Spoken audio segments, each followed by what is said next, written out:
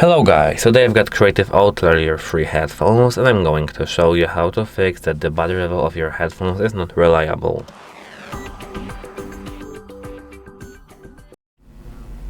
To fix this issue, at first you need to try charging your headphones actually up to 100%. Even though you feel that the battery is not reliable, you need to try charging them up to 100%, and when they are charged, to 100%, leave them plugged in for a moment, like for 30 minutes or even 40, and then you need to check if the battery level is still is not reliable. If it's still not reliable, you need to perform a factory reset.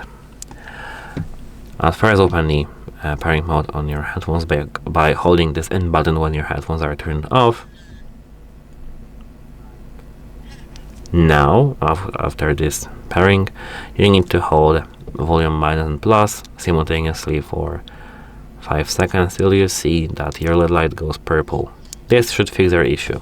If it didn't fix your issue, you need to contact the device support to have your battery fixed. Bye!